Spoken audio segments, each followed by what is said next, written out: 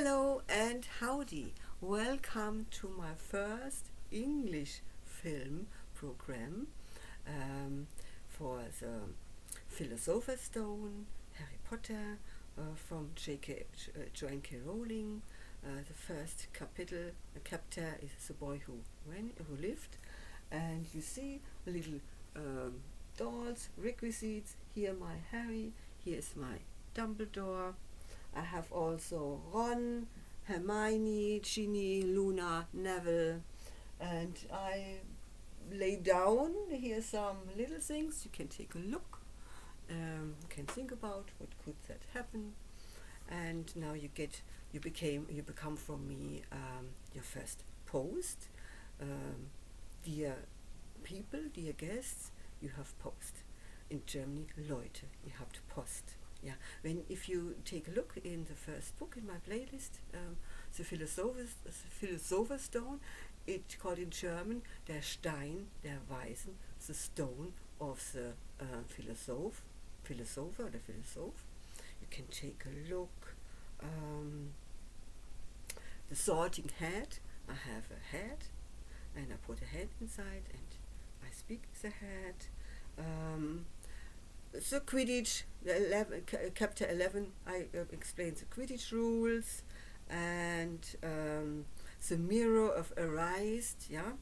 I made myself a little dragon baby, Norbert, Norwegian reachback. I put it in an egg and let it birth, and of course through the trapdoor.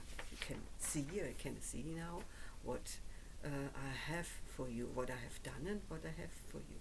So, please think about, don't forget, your brain note up the right words. I can read very fast, yeah. Sometimes I use two words when I'm not so sure how it gets spelled right, yeah. So, and sometimes I jump over a sentence. Mr. and Mrs. Dursley of number 4 Privet Drive were proud to say that they were perfectly normal. Thank you very much. They were the last people you had expect to be involved in anything strange or mysterious, because they just didn't hold with such nonsense. Mr. Dursley was the director of a firm called Chronics, which made drills. He was a big, beefy man with hardly any neck. Also, he did have a very large moustache. Mrs. Dursley was thin and blonde and had nearly twice the usual amount of neck, which came in very useful, as she spent so much of her time craning over the garden, spying on the neighbors. The Dursleys had a small son called Dudley, and in their opinion there was no finer boy anywhere. The Dursley had everything they wanted, but they also had a secret, and their greatest fear was that somebody would discover it. They didn't think they could bear it if anyone found out about the Potters. Mrs. Potter was Mrs. Dursley's sister, but they hadn't met for several years. In fact, Mrs. Dursley pretended she didn't have a sister, because her sister and her good-for-nothing husband were as un-Dursleys as it was possible to be. The Dursleys shuddered to think what the neighbors would say if the Potters arrived in the street. The Dursleys knew that the Potters had a small son too, but they had never even seen him. This boy was another good reason for keeping the Potters away. They didn't want Dudley mixing with a child like that. When Mr. and Mrs. Dursley woke up on the dull, grey Tuesday our story starts, there was nothing about the cloudy sky outside to suggest that strange and mysterious things would soon be happening all over the country. Mr. Dursley hummed as she picked out his most boring tie for work, and Mrs. Dursley gossiped away happily as she wrestled a screaming Dudley into his high chair. None of them noticed a large, tawny, owl fluttered past the window. At 8:30, Mr. Dudley picked up his briefcase, pecked Mrs. Dursley on the cheek, and tried to kiss Dudley goodbye, but missed, because Dudley was now having a tantrum and throwing his cereal at the walls. "Little tyke," chortled Mr. Dursley as he left the house. He got into his car and backed out of number 4th Drive.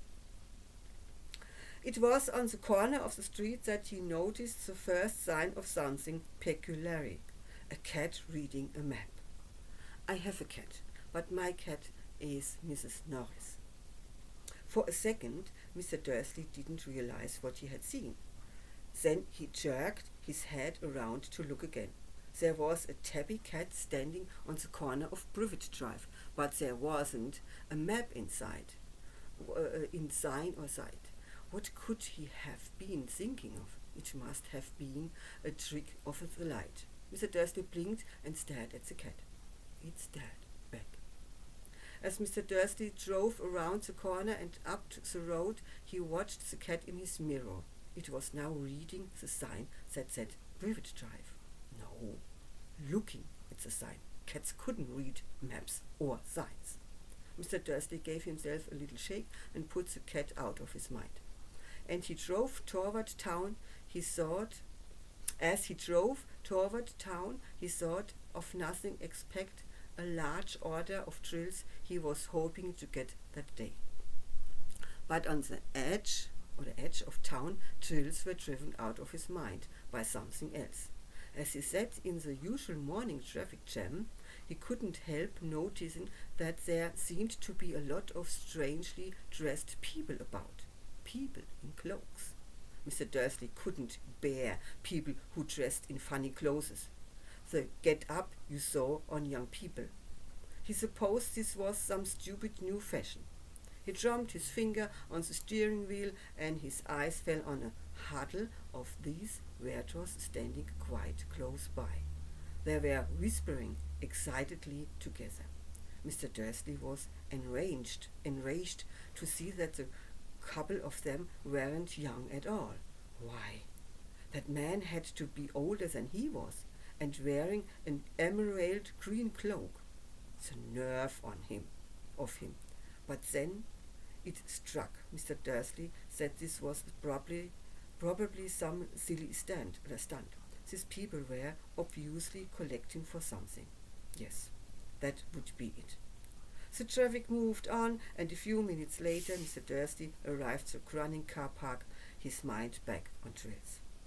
He always sat with his back to the window in his office on the 9th floor. If he hadn't, he might have found it harder to concentrate on drills that morning. He didn't see the owls swooping past in broad daylight, so people down in the street did.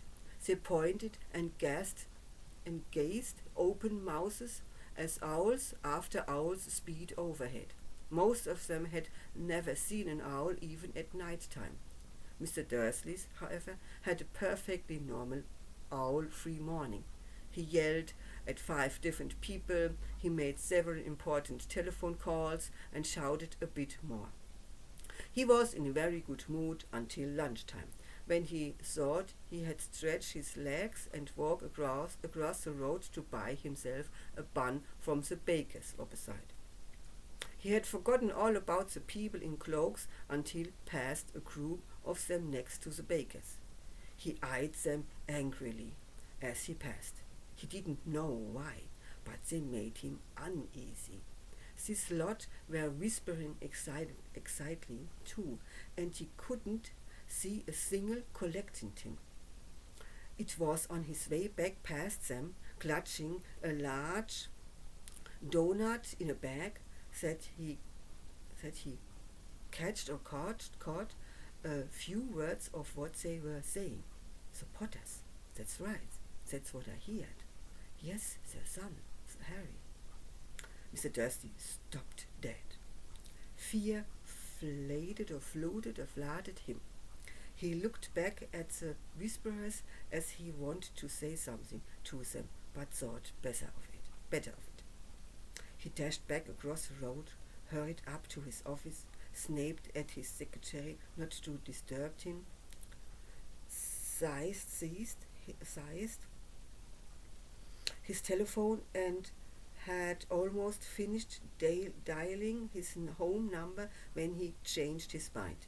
He put the receiver back down and stroked his moustache, thinking, no, he was being stupid. Potter wasn't such an unusual name. He was sure there were lots of people called Potter who had a son called Harry. Come to think of it, he wasn't even sure his nephew's was called Harry. He had never even seen the boy. It might have been Harvey or Harold.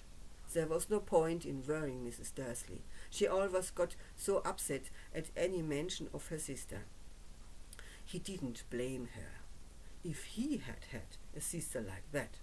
But all the same, those people in cloaks. He found it a lot harder to concentrate on drills that afternoon. And when he left the building at 5 o'clock, he was still so worried that he walked straight into someone just outside the door. Sorry, he grunted, as the tiny old man stumbled and almost fell. It was a few seconds before Mr. Dursley realized that the man was wearing a violet cloak. He didn't seem at all upset at being almost knocked to the ground.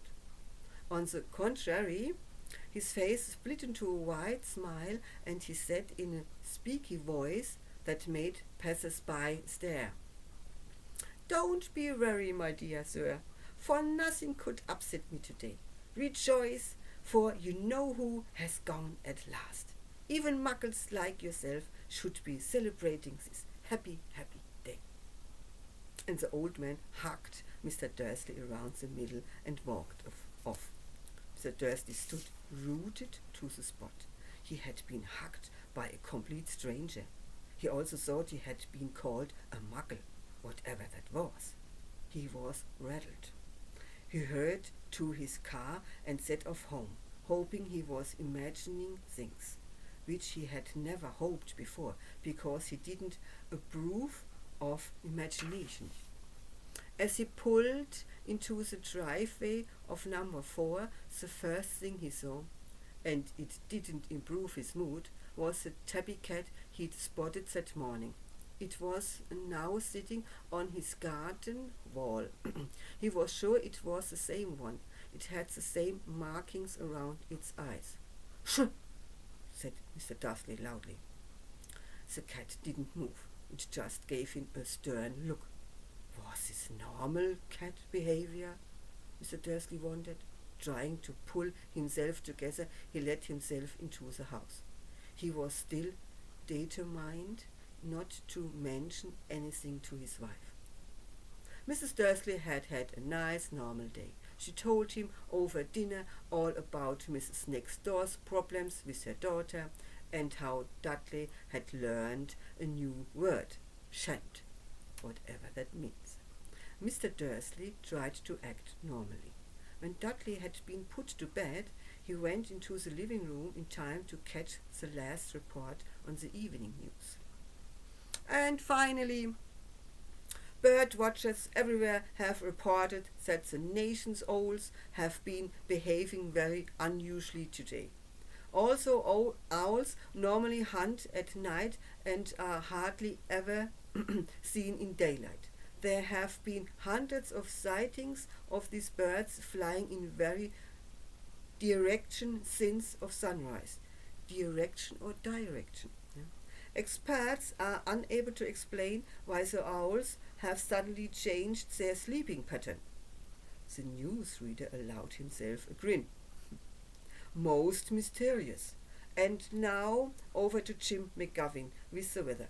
Going to be any more showers of owls tonight, Jim? Well, Ted, said the weatherman, I don't know about that, but it's not only the owls that have been acting oddly today. Viewers as far apart as Kent, Yorkshire and Dundee have been phoning in to tell me that instead of the rain I promised yesterday, they have had a downpour of shooting stars. Perhaps people have been celebrating bonfire night early. It's not until next week, folks, but I can promise a wet night tonight. Mr. Dursley sat frozen in his armchair. Shooting stars all over Britain, owls flying by daylight, mysterious people in cloaks all over the place, and a whisper about the Potters. Mrs. Dursley came into the living room carrying 2 cups of tea. It was no good. He had have to say something to her. He cleared his throat nervously. Petunia, dear, you haven't heard from your sister lately, you have?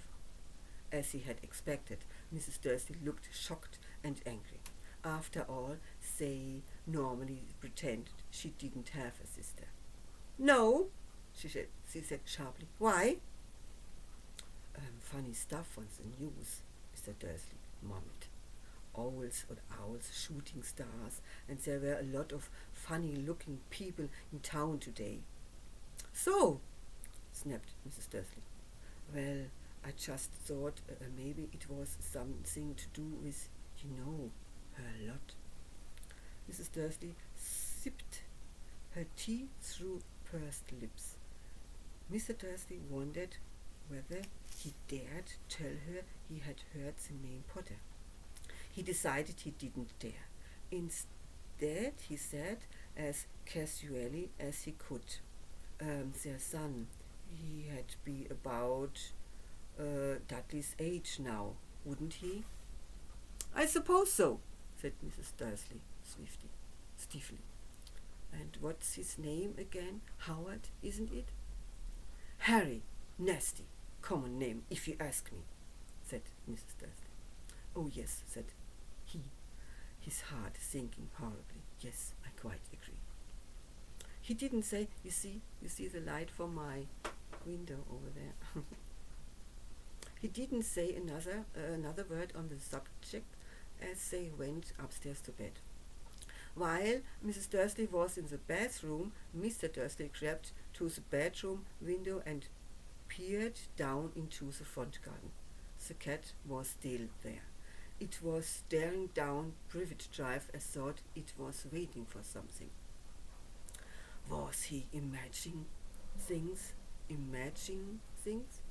Could all this have anything to do with the Potters? If it did, if it got out that they were related to a pair of, well, he didn't think he could bear it. The Dursleys got into bed. She fell asleep quickly and he lay awake, turning it all over in his mind. His last comforting thought before he fell asleep was that even if the Potters were involved, there was no reason for them to come near him and Mrs. Dursley. The Potters knew very well what he and Petunia thought about them and their kind. He couldn't see how he and Petunia would get mixed up in anything that might be going on. Now, schwieriges Wort, a difficult word. He yawned and turned over. It couldn't affect them. How very wrong he was. Mr. Dursley might have been drifting into an uneasy sleep, but the cat on the wall outside was showing no sign of sleepiness. It was sitting as still as a statue, its eyes fixed unblinkingly on the far corner of Privet Drive. So I jump over a sentence. So.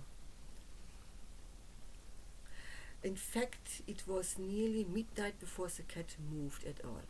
A man appeared on the corner that cat had been watching. Appeared so suddenly and silently you'd have thought he had just popped out of the ground. The cat's tail twitched and its eyes narrowed. Nothing like this man had ever been seen in Privet Drive. He was tall, thin, and very old. you judging by the silver of his hair and beard, which were both long enough to tuck into his belt. He was wearing long robes, a purple cloak which swept the ground, and high-heeled, buckled boots. His blue eyes were light, bright, and sparkling behind half-moon spectacles, and his nose was very long and crooked, as thought it had been broken at last twice. This man's name was Albus Dumbledore. Albus Dumbledore didn't seem to realize that he had just arrived in a street where everything from his name to his boots was unwelcome. He was busy rummaging in his cloak, looking for something. But he did seem to realize he was being watched, because he looked up suddenly at the cat, which was still staring at him from the other end of the street. For some reason, the sign of the cat seemed to amuse him. He chuckled and muttered, "I should have known." He had found what he was looking for in his inside pocket. It seemed to be a silver cigarette lighter. He flicked it open, held it up in the air, and clicked it. The nearest street lamp went out with a little pop. He clicked it again, and the next lamp flickered into darkness. 12 times he clicked, yeah? So, and if anyone looked out of their window now, even beady-eyed Mrs. Dursley, they wouldn't be able to see anything that was happening down on the pavement. Dumbledore slipped the put-outer bag inside his cloak and set off down the street toward number 4, where he sat down on the wall next to the cat. He didn't look at it, but after a moment he spoke to it. "Fancy seeing you here, Professor McGonagall."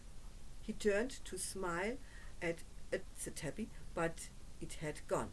Instead, he was smiling at a rather severe-looking woman who was wearing square glasses, exactly the shape of the markings the cat had around its eyes. She, too, was wearing a cloak, an emerald one. Her black hair was drawn into a tight bun.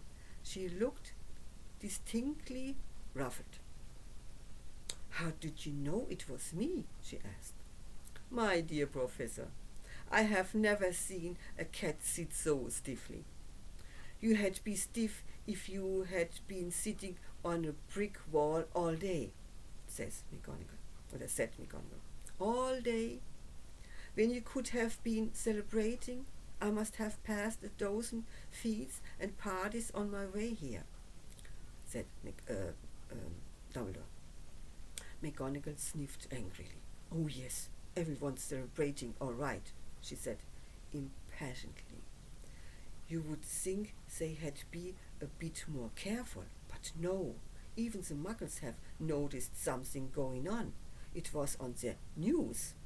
She jerked her head back at the dusty, dark living room window.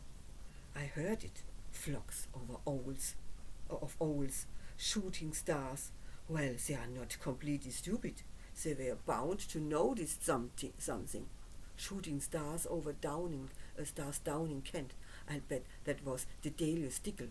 He never had much sense." "You can't blame them," said Dumbledore gently. "We have had produce little to celebrate for 11 years. "I know that," said McGonagall irritably, "but that's no reason to lose our heads. People are being downright careless, out on the streets in broad daylight, not even dressed in muggle clothes, sweeping rumors." I hope I said rumors right. She threw a sharp sideway glance at Dumbledore here, as thought, hoping he was going to tell her something, but he didn't, so she went on.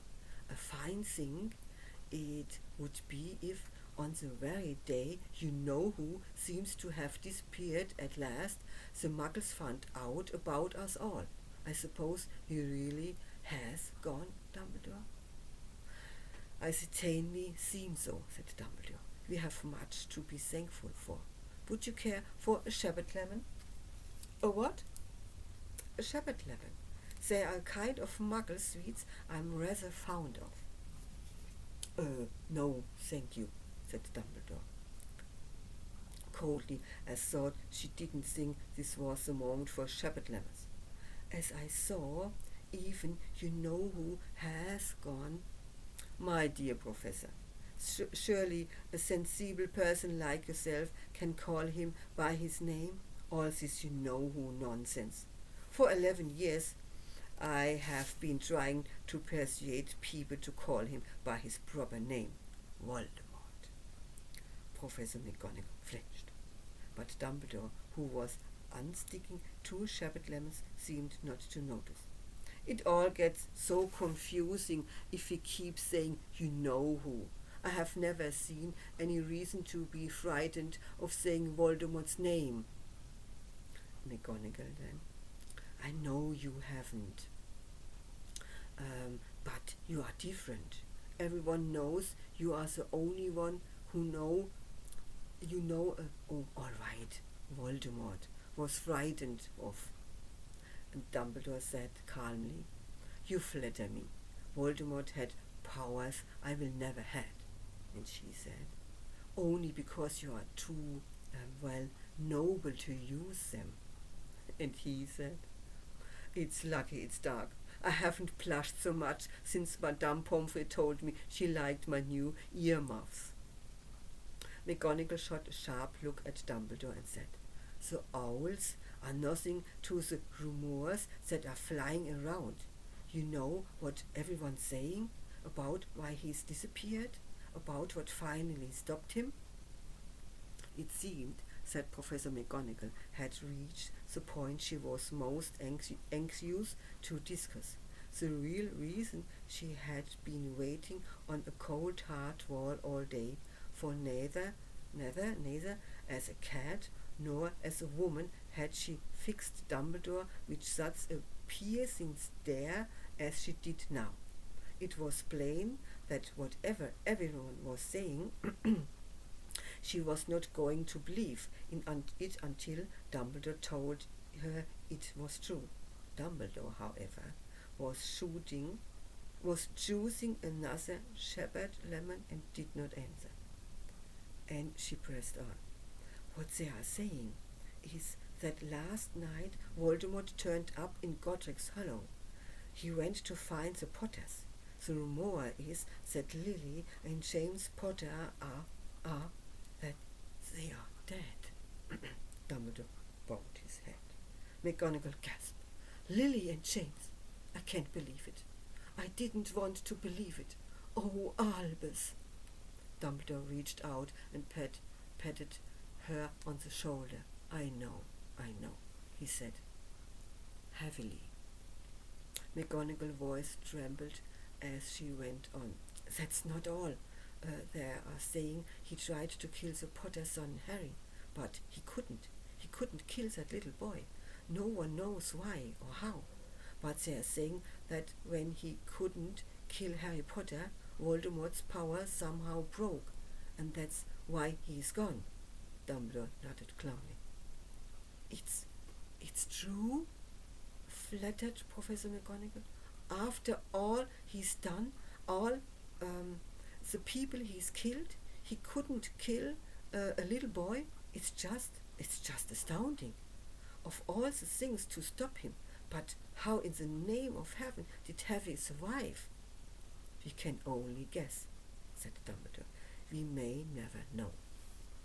McGonagall put out a lace handkerchief and dabbed at her eyes beneath her spectacles. Dumbledore gave a great sniff as he took a golden watch from his pocket, examined it. It was a very odd watch. It had 12 hands but no numbers. Instead, little planets were moving around the edge. It must have made sense to Dumbledore, and thought, because he put it back in his pocket and said, Hagrid's late. I suppose it was he who told you I had be there, by the way? Yes, said McGonagall, and I don't suppose you are going to tell me why you are here, of all places? Dumbledore. I come to bring Harry to his aunt and uncle. They are the only family he was left now. You don't mean... You can't mean the people who live here, cried McGonagall, jumped to her feet and pointing at the number 4. Dumbledore, you can't. I have been watching them all day. You couldn't find 2 people who are less like us. And they have got the son. I saw him kicking his mother all the way up the street, screaming for sweets. Harry Potter, come and live here? It's the best place for him, said Dumbledore, firmly. Firmly or firmly? His aunt and uncle will be able to explain everything to him when he is older. I have written them a letter. A letter? Repeated McGonagall faintly, sitting back down on the wall. Really, Dumbledore, you think you can explain all this in a letter? These people will never understand him. All this he will be famous, a legend. I wouldn't be surprised if today was known as Harry Potter Day in future. There will be books written about Harry. Every child in our world will know his name. Exactly, said Dumbledore, looking very seriously over the top of his half-moon glasses. It would be enough to turn any boy's head. Famous before he can walk and talk.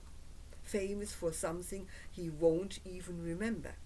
Can't you see how much better off he'll be growing up away from all that until he's ready to take this? She opened her mouth, changed her mind, swallowed, and then said, Yes, you are right, of course. But how is the boy getting here, Dumbledore? She eyed his cloak suddenly, as thought she could... She thought he might be hidden Harry underneath it. Hagrid's bringing him, said Dumbledore. Oh, you think it's wise to trust Hagrid with something as important as this? I would trust Hagrid with my life, said Dumbledore. Oh, I'm not saying his heart isn't in the right place, said McGonagall. But you can't pretend he's not careless. He does tend to... what's that? A low, rumbling sound had broken the silence around them. It grew steadily louder as they looked up and down the street for some sign of a headlight. It swelled to a roar as they both looked up at the sky. And a huge motorbike, as a big motorbike fell out of the air and landed on the road in front of them. If the motorbike was huge, it was nothing to the man sitting astride it. He was almost twice as tall as a normal man and at least 5 times as wide. He looked simply too big to be allowed, and so wild. Long tangles of bushy black hair and beard hid most of his face. He had hands the size of dustbin lids, and his feet in their leather boots were like baby dolphins. In his vast, muscular arms, he was holding a bundle of blankets.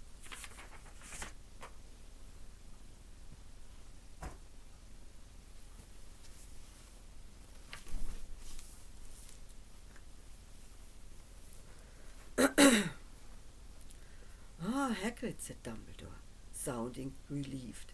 At last. And where did you get that motorbike? Borrowed it, Professor Dumbledore, sir, said the giant, climbing carefully off the motorbike as he spoke. A young, serious black landed me. I have got him, sir. No problems, were there? No, sir. House was almost destroyed, but I got him out all right before the muggles start swarming around. He fell asleep as we was flying over Bristol.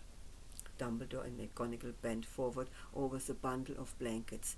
Inside, just visible, was a baby boy, fast asleep. Under a tuft of jet black hair over his forehead, they could see a curiously shaped cut, like a bolt of lightning. So I show you that. I hope you can see it. So you can see that.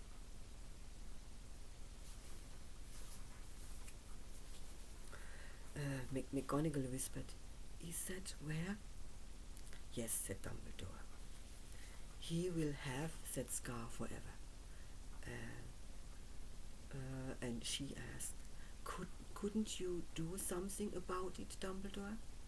And he said, "Even I could, I wouldn't. Scars can come in useful. I have one myself above my left knee, which is a perfect map of the London Underground. Well, give him here, Hackett. We had better get this over with." Dumbledore took Harry in his arms and turned toward the Dursley house. Could I say goodbye to him, sir?" asked Hackett. He bent his great, shaggy head over Harry and gave him what must have been a very scratchy, whiskery kiss. Then suddenly Hackett let out a howl like a wounded dog. McGonagall hissed, "Shh! You'll wake the muggles." Sorry, sobbed Hackett, taking out a large spot handkerchief and burying his face in it. "But I can't stand it. Like, I can't understand it. Lily and James dead, and poor little Harry off to live with muggles." Yes, it's all very sad, but get a grip on yourself, Hagrid, or we will be found,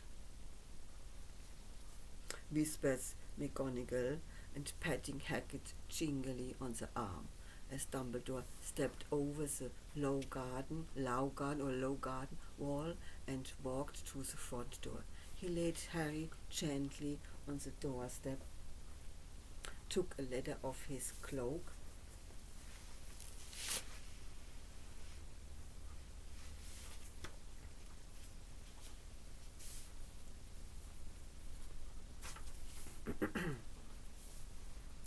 tucked it inside Harry's blankets, and then came back to the other two.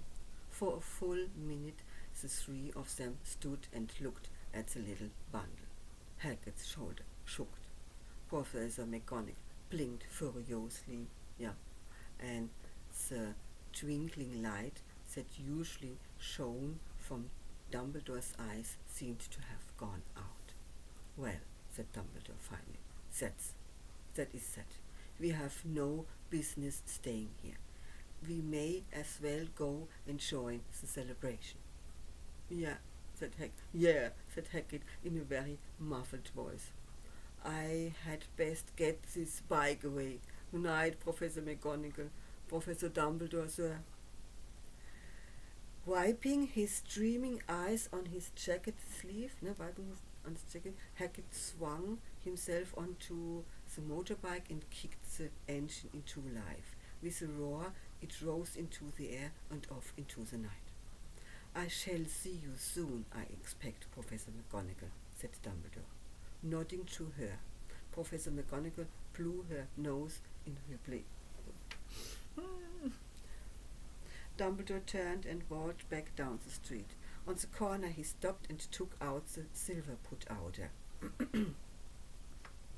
He clicked it once, and 12 balls of light sped back to their street lamp, so that Privet Drive glowed suddenly orange, and he could make out a tabby cat slinking around the corner at the other end of the street. He could just see the bundle of blankets on the step of number 4. And he murmured, "Good luck, Harry." He turned on his heel, and with a swish of his cloak he was gone. A breeze ruffled the neat hedges of Privet Drive, which lay silent and tidy under the inky sky, the very last place you would expect astonishing things to happen. Harry Potter rolled over inside his blankets without waking up. One small hand closed on the ladder beside him, and he slept on, not knowing he was special, not knowing he was famous, not knowing he would be woken in a few hours' time by Mrs. Dursley's scream as she opened the front door to put out the milk bottles, nor that he would spend the next few weeks being propped and pinched by his cousin Dudley. He couldn't know that at this very moment people meeting in streets